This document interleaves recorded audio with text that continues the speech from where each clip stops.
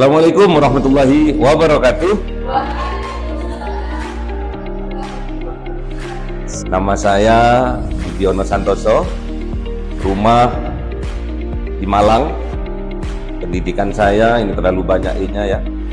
Pendidikan S1-nya di Universitas Gadjah Yana Malang, S2-nya di UIN Maliki Malang, dan S3 sekarang di UIN Maliki Malang, jurusan Ekonomi Syariah. Baik, untuk yang pertama kita akan memasuki tahapan awal, yaitu apa pengertian dari manajemen. Di sini Bapak telah mengangkat dua pakar dari manajemen. Yang pertama namanya Stunner. Udah kenal? Belum. Udah kenal? Belum. Ya. Kenapa kok belum? Sudah mati Stunner ya. Dan yang kedua namanya Mary. Siapa? Mary. Di orang luar semua ini ya. Stunner berpendapat bahwa manajemen adalah suatu proses dari perencanaan, pengorganisasian, pengawasan, dan pengarahan dari semua aktivitas organisasi berdasarkan sumber daya yang dimiliki untuk mencapai tujuan yang telah ditetapkan. Sedangkan menurut Mary, manajemen itu diartikan sebagai seni untuk menyelesaikan pekerjaan melalui orang lain. Paham enggak ini? Apa manajemen? Manajemen bisa diartikan sebagai ilmu. Juga yang kedua, manajemen bisa diartikan sebagai seni. Dilihat dari gambar, di situ ada candi apa itu? Candi Borobudur. Pernah ke sana? Pernah. Menandakan bahwa sejak dahulu kala, sebelum kita lahir, jadi dari proses manajemen ini sudah berada, ya, sudah ada. Kenapa? Dilihat dari manajemen yang telah dilukiskan atau digambarkan oleh Candi Borobudur, bahwa di sana dalam pembuatan Candi Borobudur itu ada tahapan-tahapan atau ada proses-proses sehingga terjadilah atau terciptalah bangunan Candi Borobudur yang sangat mega. Itulah manajemen. Jadi nggak syukur-syukur, bim selabim, apa kata apa, terus jadi Borobudur. Ya, yang kedua, kenapa di sini kok ada gambar uang di sini? Tentunya Mahaputri selama di pondok, tentunya setiap bulan dapat kiriman. Dapat kiriman, ya. Dapat kiriman dari orang tua. Besarnya berapa? Itu tergantung dari kemampuan orang tua masing-masing. Mau dikirim 1 juta, mau dikirim 500, bahkan nggak dikirim ya. Jadi di sini gambar uang 100.000 ini menandakan bahwasanya kita dalam keseharian juga harus bisa memanage uang kita yang telah ditransfer atau dikirim oleh orang tua kita. Ya, harus memanage, harus bisa memanage, harus bisa memilah mana barang yang penting untuk kita beli. Jadi nggak semua barang dibelinya. Misalkan ada kepentingan, misalkan untuk membeli buku kitab atau buku pelajaran. Sudah punya buku manajemen? Sudah punya buku manajemen? Belum. Nanti beli ya. Beli. Salah satunya adalah punyanya Adam Smith ya. Kenal juga Adam Smith? Boten nggak kenal. Jadi dalam bukunya Adam Smith yang berjudul The World of Nation itu mengkisahkan di sana tentang pentingnya manajemen dalam sebuah perusahaan atau organisasi. Sangat penting. Ini Adam Smith ini termasuk bapak perekonomian modern, bukan modern ya. Ini Adam Smith ini termasuk bapak perekonomian modern. Di situ di dalam bukunya dituliskan betapa pentingnya manajemen dalam sebuah perusahaan atau dalam sebuah organisasi. Dicontohkan misalkan di sini ada sebuah perusahaan konveksi. Di sini diajarkan ya. Di sini diajarkan. Jadi harus butuh kerjasama yang luar biasa antara divisi satu dengan divisi lainnya. Misalkan ada divisi yang pertama sebagai pemotong modelnya, yang kedua sebagai penjahitnya, yang ketiga sebagai pemasang kancingnya, yang keempat sebagai bordir ya, yang terakhir packingnya. Jadi harus ada divisi-divisi yang mengaturnya, paham ya? Jadi manajemen itu harus kompak antara divisi satu dengan divisi yang lainnya. Seandainya katanya Adam Smith, kalau satu baju hanya dikerjakan oleh satu orang, itu nanti hasilnya tidak akan maksimal. Kalau satu baju dikerjakan oleh 10 orang, satu baju mungkin nggak nyampe 1 jam sudah selesai. Ada yang bagian gunting polanya, ada yang bagian menjahitnya, ada yang masang kancingnya, ada yang bagian bordirnya, ada juga yang bagian packingnya. Dengan kerjasama yang baik, maka produksi yang dihasilkan tentunya akan lebih banyak. Pinter gitu loh ya. Terus sekarang dalam industri kita tidak akan lepas dari revolusi industri. Ada yang pertama itu namanya 1.0, yang kedua 2.0, yang ketiga 3.0, dan yang keempat 4.0, yang sekarang 5.0. Namun sebelum kita berbicara tentang 5.0, di sini pada tahapan-tahapan industrial revolution, yang pertama ini ditemukannya tenaga uap, sehingga banyak perusahaan-perusahaan merekrut banyak karyawan, karena memang pada saat itu tenaga uap membutuhkan banyak karyawan.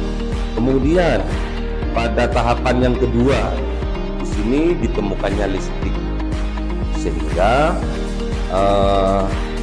alat-alat canggih yang membutuhkan tenaga listrik juga lebih banyak diproduksi, sehingga lebih mempermudah dari SDM yang telah ada. Dan yang ketiga ditemukannya apa? Internet. Jadi di sini sudah tenaga manusia pada revolusi industri yang ketiga ini, tenaga manusia tidak terlalu penting lagi, sehingga pada tahapan revolusi yang ketiga banyak manusia, peran dari SDM manusia disingkirkan, lebih mengutamakan apa? Komputer dan robot ya. Terus yang keempat, sekarang masuk kepada cyber, tambah canggih lagi. Sekarang masuk tol nggak usah bayar uang lagi, cuma ditempel ya. Beli barang lewat online ya, nggak usah ke Indomaret lagi ya. Apalagi kenalan juga lewat online, cari jodoh juga lewat Oh, semangat. Sangat semangat sekali. Jadi sekarang tenaga manusia sudah tidak begitu penting lagi. Nah, inilah gunanya kita kenal revolusi industri atau industrial revolution ya, biar sedikit ada wawasan lebih luas. Terus sekarang kita memasuki fungsi dari manajemen. Manajemen itu menurut Stephen itu meliputi 4 hal. Yang pertama adalah planning atau perencanaan. Yang kedua organizing atau pengorganisasian. Yang ketiga executing atau pengarahan, dan yang terakhir adalah pengendalian. Ya. Jadi manajemen sebagai suatu proses yang dipandang sebagai rangkaian kegiatan dari fungsi-fungsi manajemen itu, dari perencanaan, pengorganisasian, pengarahan, dan pengendalian untuk mengkoordinir dan mengintegrasikan penggunaan sumber daya yang ada dalam perusahaan untuk mencapai tujuan organisasi yang telah ditetapkan. Jadi harus harus betul-betul dari step by step, harus betul-betul sudah matang. Jadi nggak syukur-syukur kita suatu saat ditakdirkan oleh Allah bisa menjadi pengusaha, amin. Planningnya, perencanaannya harus betul-betul matang. Jadi harus belajar organisasi, belajar bagaimana mengarahkan orang, belajar bagaimana mengkontrol, itu harus betul-betul sudah matang.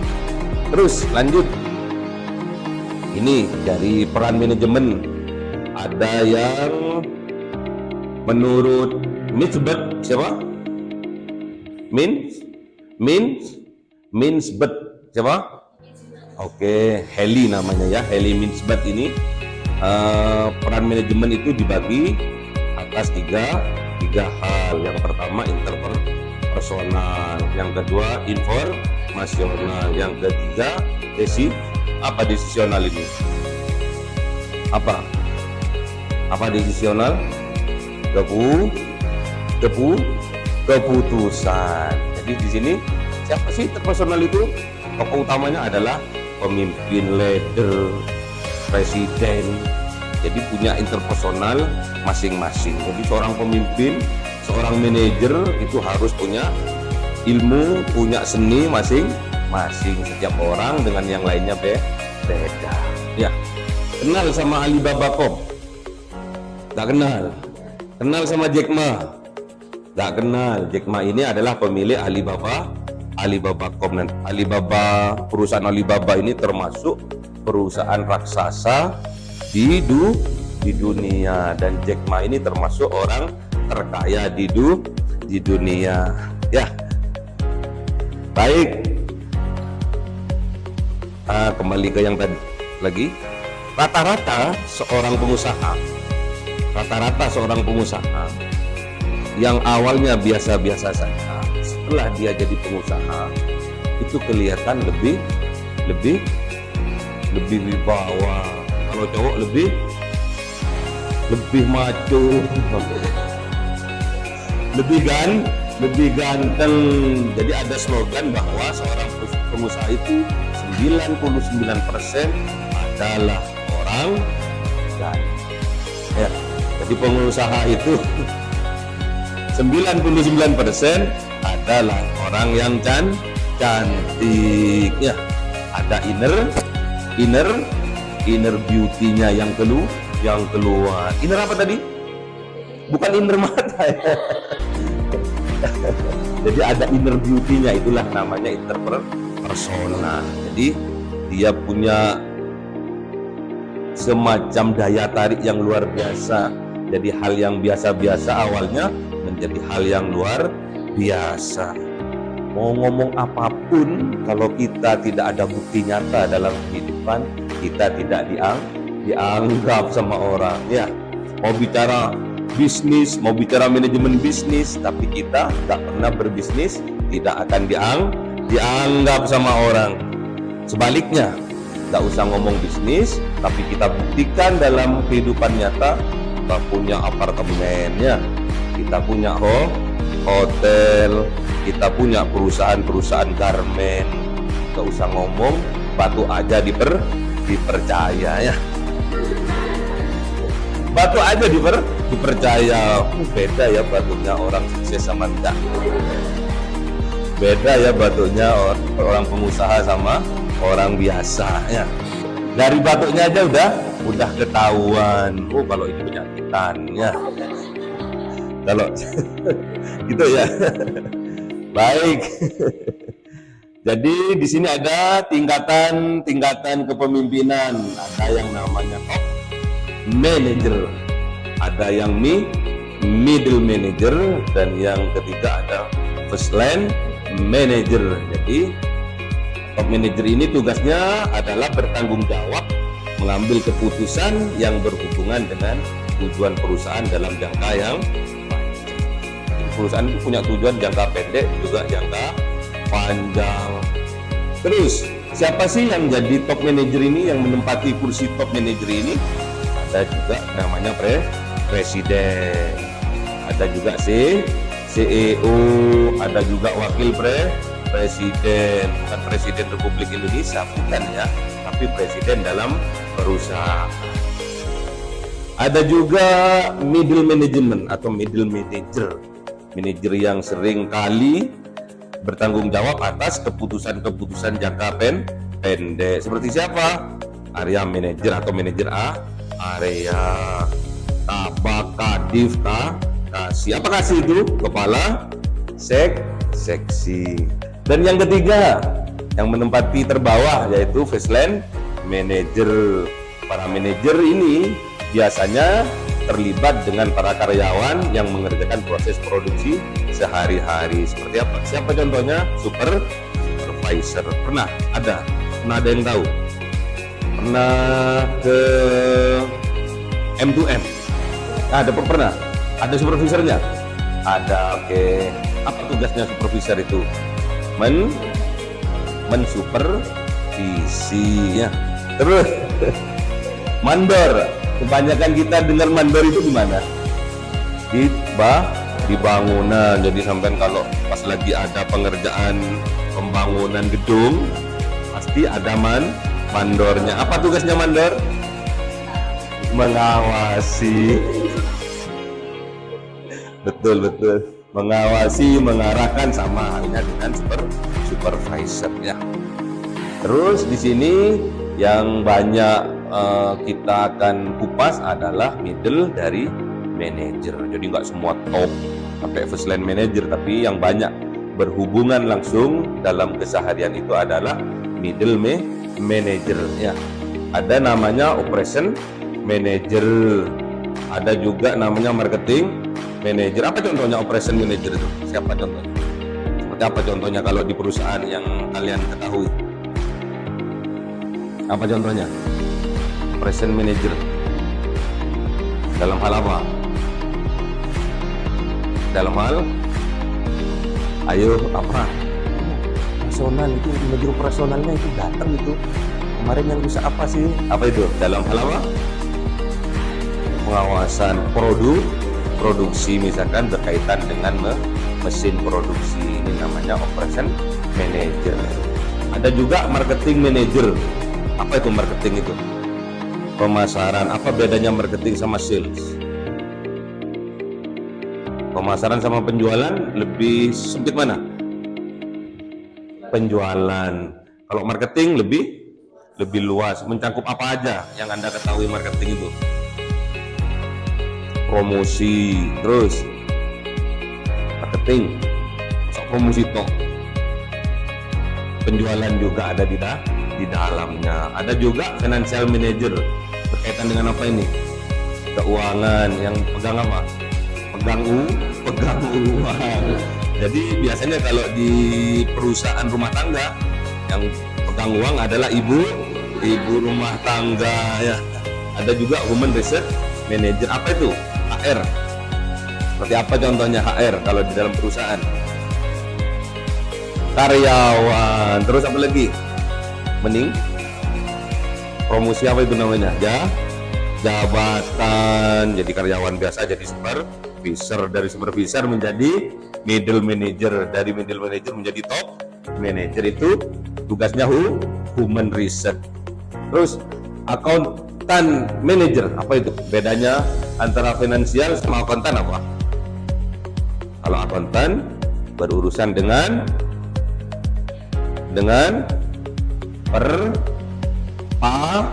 perpajakan ya, laporan keuangan, itu urusannya dengan akuntan. Yang terakhir information manager. Apa ini contohnya? Information manager,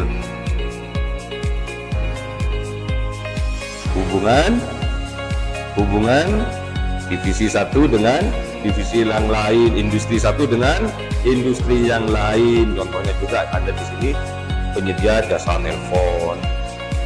Oke, yang terakhir adalah manajemen skill. Jadi seorang manajer harus punya skill. Apa skill itu? Keterampilan dari setiap manajer, tingkatan manajer, skillnya beda. Yang mempunyai konsep siapa? Dari ketiga manajer, top, middle, sama first line, yang harus mempunyai konsep. Top manager yang bisa mendivisi antara divisi satu dengan yang lainnya, menghubungkan. Middle yang berhubungan langsung dengan para karyawan, pegawai. Supervisor atau first line manager. Sudah pinter ya. Jadi kalian nanti dikupas lagi, dibaca-baca lagi tentang manajemen bisnis, dasar-dasar manajemen bisnis. Nantinya apabila ada yang kurang paham atau sudah mengerti cuma mau mempraktekannya sulit, sama halnya seperti kita dalam berbahasa Inggris misalnya. Saya paham kok yang dibicarakan itu, tapi saya mau ngomong kok angel gitu kan. Bener kayak gitu. Aku dites ya. Aku dites ya. Sama juga nanti setelah kita paham dari manajemen, dari fungsi-fungsi manajemen, dari tingkatan-tingkatan manajer, akhirnya kita bisa membawa diri. Aku sudah menguasai ilmu dari middle manager. Aku sekarang udah di first manager, misalkan di first line manager. Bagaimana supaya aku bisa dipromosikan menjadi middle? Harus ditingkatkan kualitasnya ya. Terus sudah jadi middle manager, bagaimana aku bisa menjadi top manager? Itu juga harus, konsepnya juga harus ditingkatkan ya. Kalau jadi top manager itu butuh kesabaran juga ya. Butuh kesabaran. Yang sabar itu sebetulnya first line manager ya. Kalau yang atas-atas cukup konsepnya aja ya. Berkonsep toh, yang mengerjakan adalah middle sama first line manager. Jadi kalau sudah di atas tuh enak ya, tinggal ngatur-ngatur ya. Ya, jadi kalian kalau sudah paham tinggal mempraktekkan. Jadi yang perlu Bapak sampaikan dalam hal kali ini tentang manajemen bisnis, bagaimana kita itu bisa memanage diri kita sendiri terlebih dahulu, memanage kualitas diri kita sendiri terlebih dahulu. Misalkan kita bekerja di sebuah perusahaan, misalkan kita mengabdi di sebuah lembaga atau yayasan, kita harus betul-betul mencintai apa yang kita kerjakan. apa yang kita profesikan, yang kita geluti, kita harus betul-betul mencintai. Itu namanya apa? Kalau kita mencintai pekerjaan kita, itu namanya apa? Apa? Kalau kita mencintai, bukan mencintai orang, bukan ya, mencintai pekerjaan kita, apa namanya? Kita bekerja nih di sebuah perusahaan garment misalkan, kita bagian menjahit misalkan, masih belum masuk ke tataran manajer, masih dari karyawan. Misalkan kita sebagai penjahit, apa yang harus kita lakukan? Kita harus betul-betul mencintai profesi kita. Apa itu menjahit? Kenapa kok kita harus mencintai profesi kita? Agar ada rasa memiliki. Kalau sudah ada rasa memiliki, nantinya akan loyalitas tanpa batas. Keren jenengannya. Kalau sudah nantinya loyalitas tanpa batas, kalau kita mengerjakan sesuatu karena cinta, nantinya bertahan akan dan yakini. Jadi kita harus punya moto bahwa tatkala kita menjadi karyawan, jadilah karyawan yang terbaik. Kalau kita mau jadi manajer, jadilah manajer yang terbaik. Kenapa? Karena tatkala kita besok sudah mempunyai usaha sendiri, kita besok menjadi pengusaha sukses, amin, kita akan memiliki karyawan yang sama minimal dengan kualitas kita tatkala kita menjadi seorang karyawan. Itu namanya tadinu tukat kaimanan. Hadisnya gimana? Kama tadinu tudannya. Seperti yang apa kamu lakukan hari ini, maka besok itu yang akan kamu dapat. Ya, oke. Dari 11 slide ini tinggal satu slide, yaitu ucapan terima kasih. Semoga apa yang Bapak sampaikan kali ini, walaupun hanya sebentar, semoga dijadikan oleh Allah ilmu yang bermanfaat, ilmu yang barokah, sehingga menjadi wasilah buat kita untuk sukses di masa yang akan datang. Terima kasih, tepuk tangan untuk kalian semua. Tepuk tangan untuk kesuksesan kita semua. Kita tutup pertemuan kali ini dengan doa kafaratul majelis. Subhanakallahumma.